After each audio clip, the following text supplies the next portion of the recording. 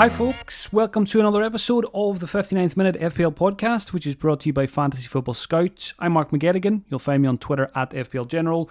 Hitting the record button, as always, just as the last few presses are finishing up on Friday afternoon. Friday deadline this week, 6:30pm UK time today, 90 minutes before Chelsea versus Luton kicks off.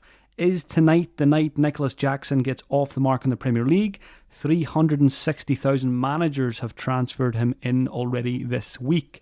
On today's episode, I'll round up the pressers, answer listener questions, discuss the captaincy, and talk you through my transfer dilemmas for the weekend. No transfers made yet, and my head is still all over the place with just a few hours to go. Make sure you hit subscribe or follow wherever you're listening, and leave a review as well if you get a chance. The team news for Gameweek 3 in alphabetical order as always. First up is Arsenal. Gabriel Jesus is back in action. Arteta said, "I was really happy. It was a big blow after the pre-season. He had to have surgery. He's looking good. He's ready to go." I think Arteta was asked if he'll start, and Arteta said, "We will see." No updates from Aston Villa yet at the time of recording. Nothing of note at Bournemouth. Also nothing from Brentford yet. I'll update those teams before the end of the podcast if I see it. At Brighton, big blow for them. Julio Enciso is out long term. We're talking about months here, not weeks. Is that good news for João Pedro? We will wait and see. But De Zerbi did say Ferguson will start tomorrow. So what does that mean? Does Ferguson come in for Welbeck? Does Welbeck and Ferguson start together? Is Pedro on the bench? I think that will play a big part in my transfer decisions. At the start of the week, I was thinking about selling Pedro. Then when I seen Enciso news, I thought I'll keep Pedro. Now that I know Ferguson starts, I might bite the bullet and sell Pedro. Bit of a headache every week, so maybe I just bite the bullet and get it sorted. No updates from Burnley just yet. At Chelsea, Mudryk is out for a few days. Broja is close and is training, but Pochettino urged caution on his comeback after a long injury. Chukwuemeka is out after picking up a medium-term knee injury. Caicedo is ready to start, but Lavia needs a few weeks. Badiashile was pictured back in training this week. Of course, Chelsea are the Friday night kickoff tonight, so if you are thinking about buying a Chelsea player, it might be worth waiting until close to the deadline just in case you get a team leak. Nothing of note either at Crystal Palace. At Everton, Calvert-Lewin has been ruled out with that facial injury. Iwobi's out for a few weeks, and Jack Harrison is not yet training with the squads. At Fulham, Tim Ream is suspended. Willian is a doubt, but Palhinha has been training all week, so I would expect to see him in the starting 11 in Game Week 3. At Liverpool, Alexander-Arnold is fit, so no issues there. Konate is a doubt. And Jones and Thiago remain out, but could be back for Game Week 4. At Luton, new signings Krul and Barkley are available. Defender Burke is also available. At Manchester City, Aymeric Laporte has gone to Saudi Arabia, so one less option in defence for Pep to rotate with. Guardiola himself is ruled out until after the international break following back surgery. So Pep is red flagged. He won't be on the touchline for the next two games, but I'm sure he'll still find a way to frustrate FPL managers. Bernardo Silva has trained as normal, and new signing Doku is also available. At Manchester United, big blow, Luke Shaw, who's in my team. He's been ruled out for an extended period, so looks like we need to sell him if we have him, or at least bench him this week and get rid of him in Game Week 4. Mason Mount is also out injured. New striker Højlund trains, but it looks like he won't be involved. There was a few conflicting reports after the pressers. A few journalists said he won't be involved, and then I've seen a couple of tweets saying he could be involved, but my understanding is that Højlund will not be involved for Game Week 3. At Newcastle, Joe Linton has returned to training, but Joe Willock remains out. Nottingham Forest, Ola Aina is back in training. No updates from Sheffield United. At Tottenham, big news today, Postecoglou on James Maddison. A lot of people sold James Maddison earlier this week, which I thought was logical if you wanted to protect some team value. I didn't think he was going to be available, but Postecoglou said, Maddison trained today unrestricted. We'll see how he holds up, but at the moment he will be available. So squeaky bum time for Maddison sellers. He could turn up and punish at the weekend, but good news that he's not injured. A lot of us will probably be thinking about buying him in Game Week 4. At West Ham, new signing Mavropanos is not available. And finally at Wolves, no updates at the time of recording.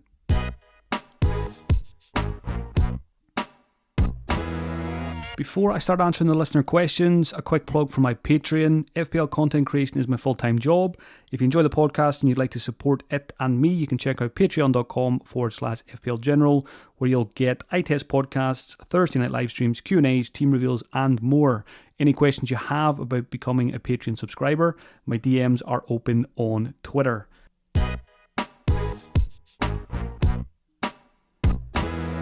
Question time now. Thank you to everyone who sent them in. First one's from FPL Brooklyn. Actually, two questions here from FPL Brooklyn. Is Gabriel to Saliba sideways or strategic?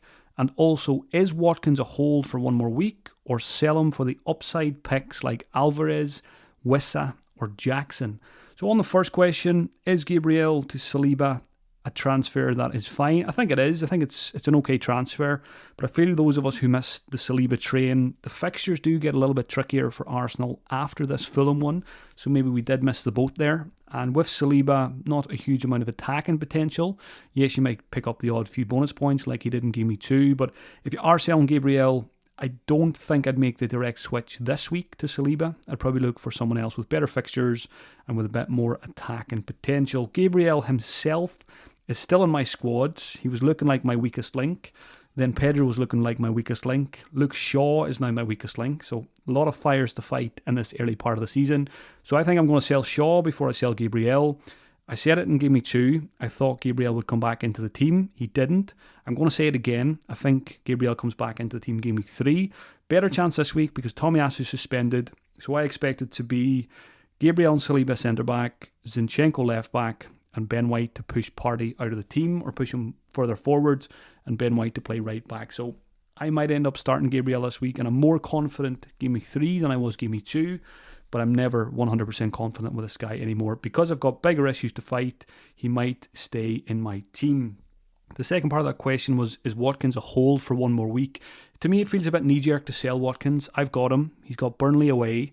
He's got assists in the first 2 games. He's good for minutes. I know he was substituted for Duran in the last game, who scored. Banged in a hat-trick against Hibs midweek in Europe, albeit weak opposition. It's good to see one of your players boosting their confidence with a hat-trick. So I'm leaning towards keeping Watkins for one more week. Would I stop anyone from moving Watkins to Jackson? No. Likewise, Alvarez and Wissa, I think it's okay.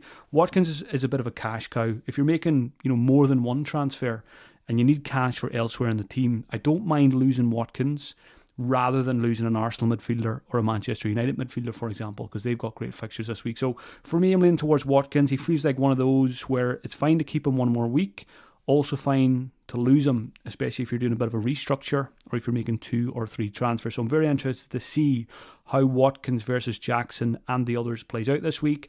If I was going to sell Watkins, I do like Jackson most out of Alvarez, Wissa and Jackson. Fixtures are incredible for Chelsea.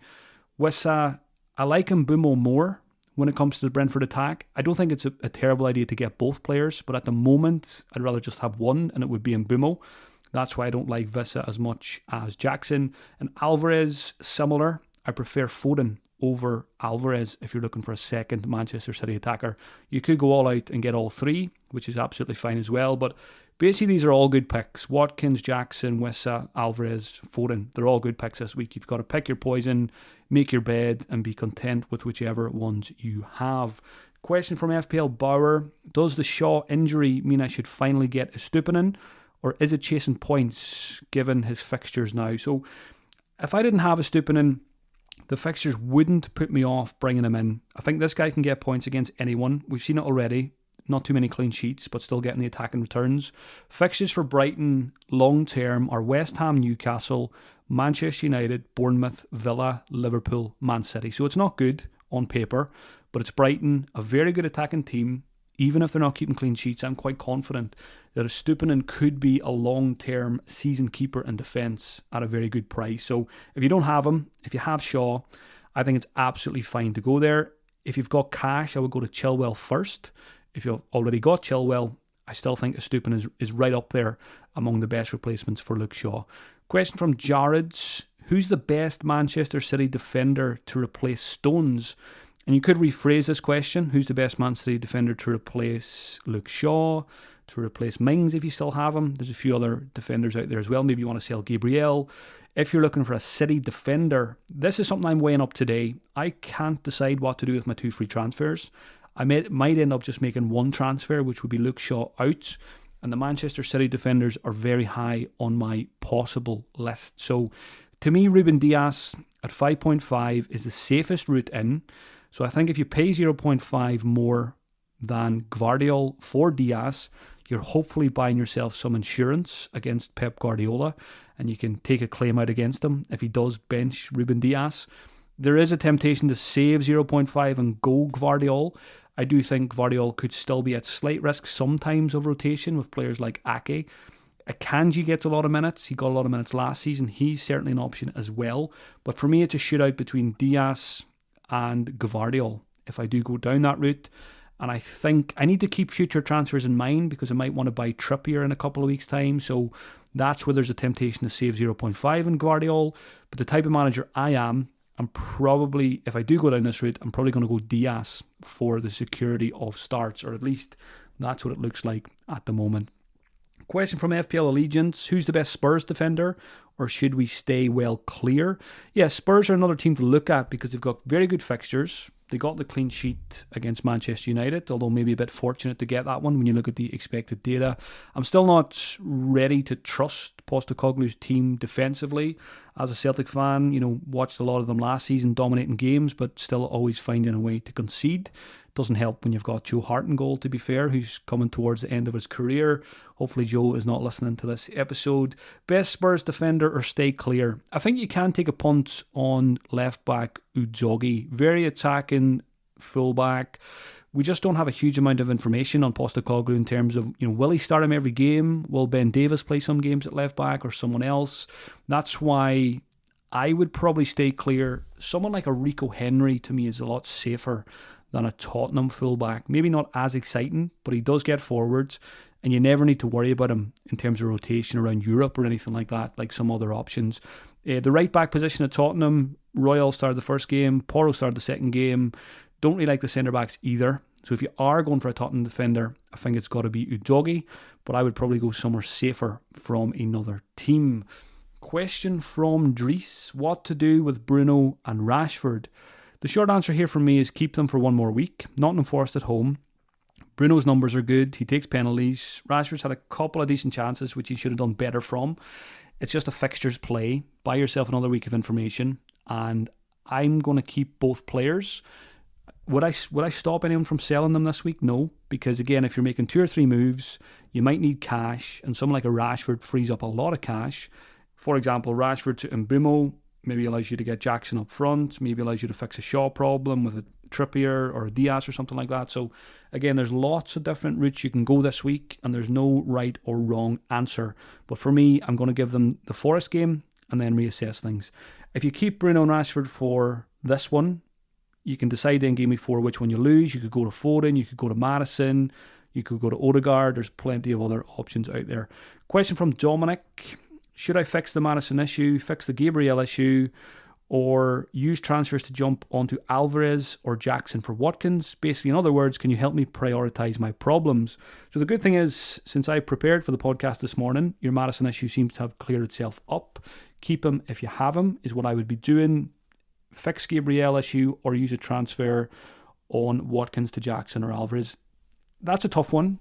Like I said, I think there's a good chance Gabriel starts this week, but if you're done with him and you don't want to worry about him, I would probably fix that before losing Watkins, because I still think Watkins is a good pick this week against Burnley. So yeah, I would probably fix the issue if you see it as an issue before making a luxury transfer in attack. Question from Andrew Sands: is Ederson being overlooked? He said more touches than Onana in Game Week 1 and 2. Also has a key pass and is close to the bonus. He's the most nailed city defender. Is he going under the radar? Yeah, possibly. I think Ederson's an absolutely fine pick. If you're one of the managers who's selling Pickford this week, for example, I think Ederson should be considered. I do think it's also fine to keep Pickford for 2 more weeks when the fixtures are Wolves and Sheffield United. Maybe fix it after the international break if he's still disappointing you. Ederson, certainly a good pick. If you're on a wildcard this week, certainly would be in my thoughts.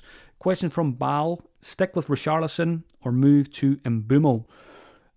even though the Tottenham fixtures are good, I don't like what I've seen of Richarlison so far in playing out of position for Tottenham. Mbeumo's on fire. He's a no-brainer pick. Penalties, set pieces, chances from open play, good underlying numbers, good fixtures.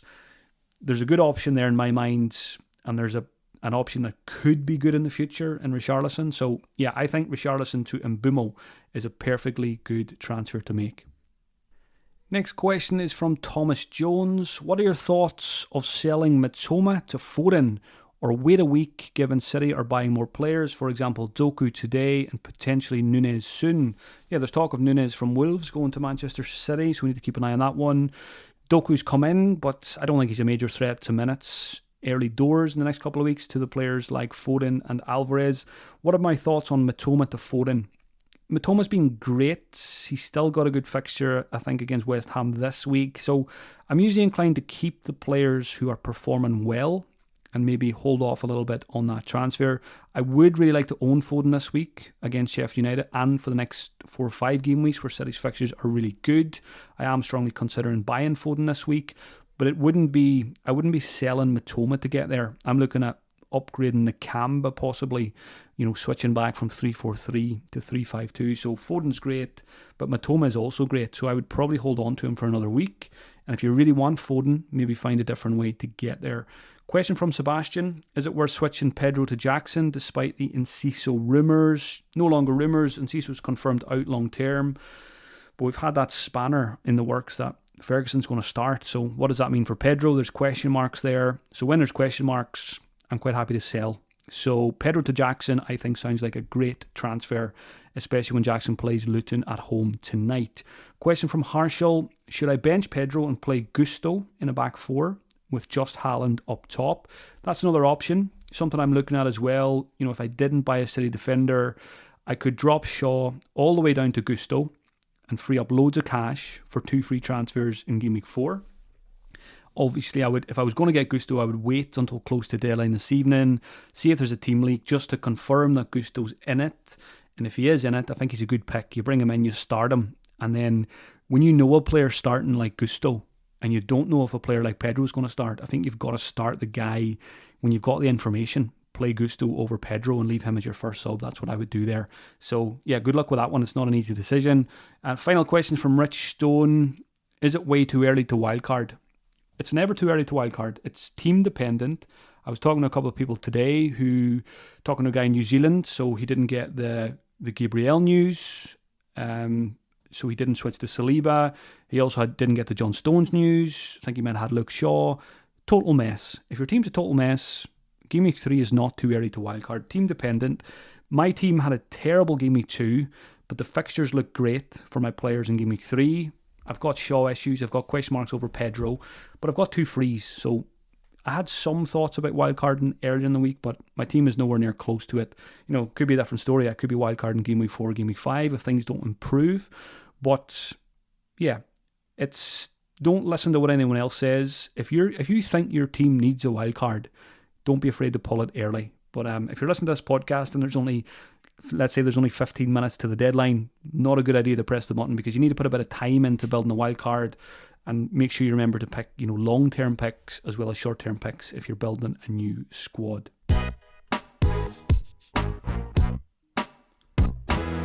Moving on to Game Week 3 captaincy and transfers now. Captaincy, I think, is fairly straightforward. I know there's a lot of good fixtures for good teams, but when Haaland plays Sheffield United away, newly promoted team, haven't been great the first 2 game weeks, I'm not going to overthink this one. Yes, Haaland, it was frustrating that he blanked last week, but he did have 4 shots in the box, came close to scoring on quite a few occasions.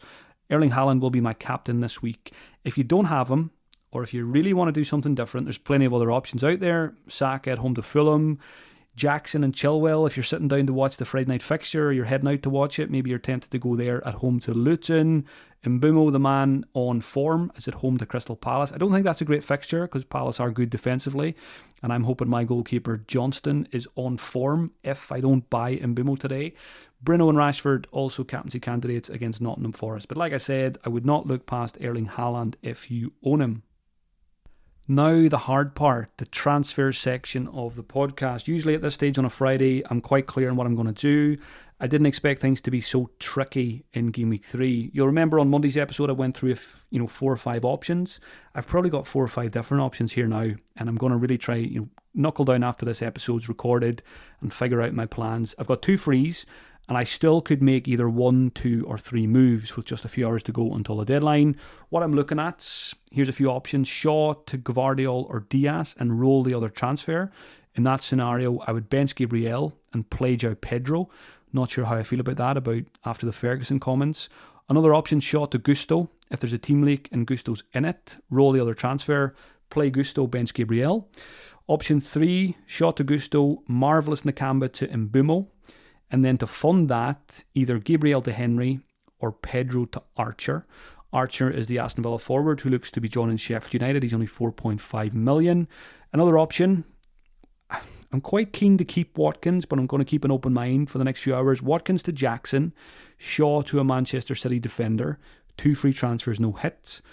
Option 5, Watkins to Archer, Nakamba to Foden, 2 free transfers. But then I would have to play Gabriel, which I think is okay this week because I'm confident that he might start. And that would, I would just keep Shaw, just bench him and maybe move Shaw to Trippier, Game Week 4, Game Week 5. And also another route, Pedro to Jackson, and keep Watkins. So I would like to have Jackson, but I want to keep Watkins. So a solution to that, Pedro to Jackson, keep Watkins. So Jackson, Watkins, Haaland up front. And to do that, it would be Shaw to Gusto. And then if Gusto's starting, I'll play him. If not, I might play Gabriel. So I'm all over the place. I wish I could tell you what I was going to do, but I'm genuinely very flustered about transfers this week. So hopefully before the deadline, it's not a panic decision. I hope this podcast has helped you with your decisions. I hope you're not as confused as me, although I'm sure some of you are, especially if you've got Shaw and you've got 2 free transfers and you don't have Mbumo, you don't have Foden, you don't have Jackson. There's a lot of players out there that I want this week. Best of luck for the game week and have a great weekend. I'll be back with another episode on Monday at midday to look back on the action, hopefully not to regret my transfers, and to preview Game Week 4. Thanks for taking the time to listen. If you're not interested in the Patreon stuff, you can also buy me a coffee at buymeacoffee.com/FPL General. Talk to you Monday.